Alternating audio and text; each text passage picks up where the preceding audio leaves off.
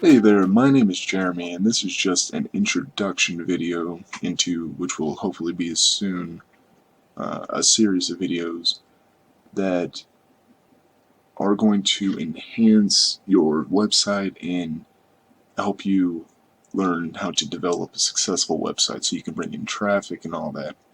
But in this particular video, we're going to go over 4 simple, fairly quick things that make up a website. These 4 things are required to have a website. Now, there are many different aspects that actually come into play when you're creating a website, whether you're developing yourself or hiring somebody else. The list of what nurtures a successful website is boggling, to say the very least. Now, the thing that makes a website at its core are 4 things, starting with domain name. So, the domain name is the name up here, which is also known as a URL. It's pretty much just a thing that the internet can target to know who you are and that you are a specific thing, essentially like an IP address. But it makes you unique so there aren't complications. This is something that you are going to have to invest in, spend money, but it really is fairly cheap. I'm saying 10 bucks, 15, 20 bucks, depending on how popular the name is, how short it is, the keywords it might have in it, and these are yearly expenditures. So you could spend 9 bucks and you'll be set for the year. Um, there are many different companies that you'd have to buy these from, and they're private parties. And usually you want to be weary on exactly who they are, but if you just want to get your feet a little wet and just try it out, there's actually another method, and you can get a free domain name and hosting if you go through a website, although it's just not professional and you're essentially advertising that website.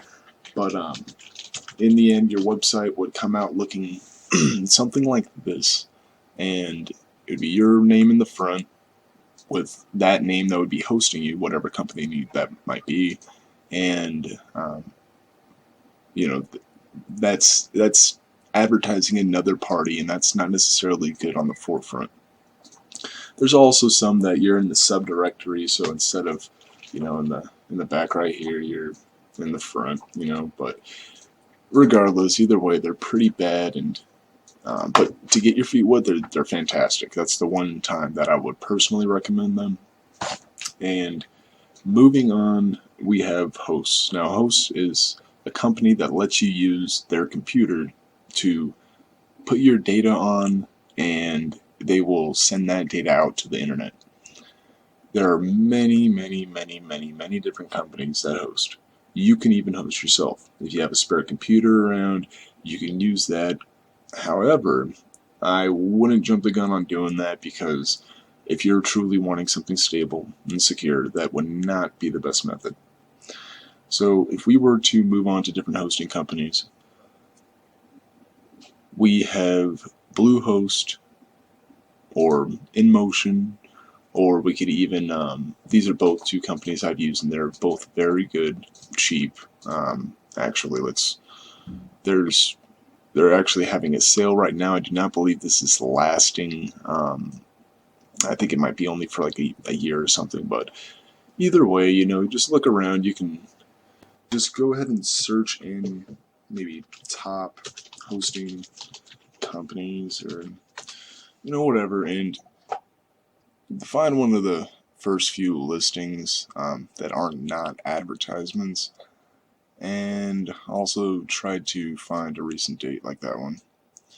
And I've already went to these couple, obviously, but um, really tried to compare a few recent top hosting providers that people are talking about. They might be offering deals or whatever the case may be, and you can see, what makes them good, what they offer, etc. before you make a big decision like that. A couple I would like to mention though, um, or at least furthermore, with InMotion and Bluehost, and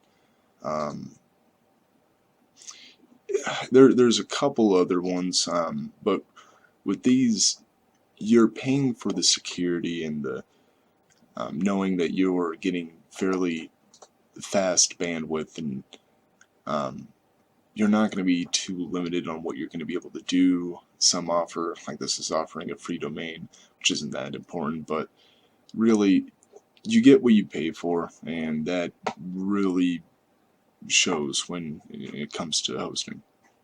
Alright, so off of hosting, let's talk about the coding. That is the third of the four things that we need to worry about when it comes to web design, or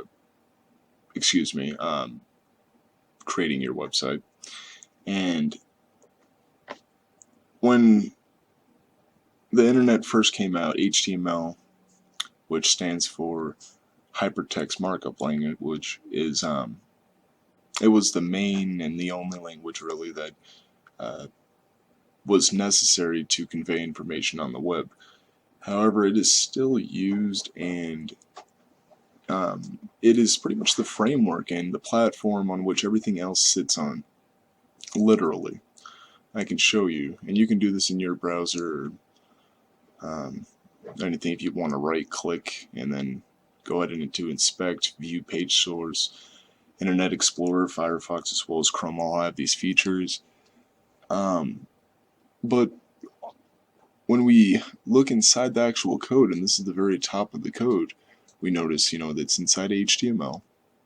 And then we can go further down, and if we open it up a little bit, we notice that we have JavaScript, and we're going to have some CSS in here as well, and etc. So all these things, which they're all different languages, different acronyms that we've come to love, they all sit inside HTML.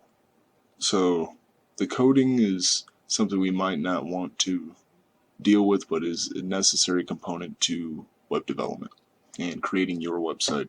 And any website has to have coding. Alrighty, so on to the last little piece of the pie when it comes to the four pillars of a website. We are looking at content, and now this is a big pillar. Content is the most important thing, truly the 99% of what you need to worry about. The quality of your work, or at least your website, needs to lie in content. Now, content is everything that you're looking at on a website. The important information, any kind of anything that might convey information, truly, is content. Although there's different kinds, videos, images, even games, they're kind of content, but the most important are going to be text. Now, text is so important because of how it's picked up through the search engine. Images, as you can imagine, videos, they're not picked up like text can be. And so they need to be treated a little bit more vitally and with higher quality.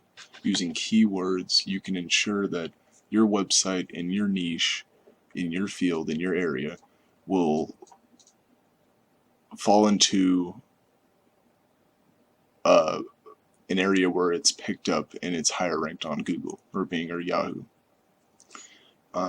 Keywords and all these other things that I'll get into later all play a part in a role into why you need to worry about the content that you're putting out. And if you have identical content to another website, why it's important that you have unique content, because that's really what it all comes down to.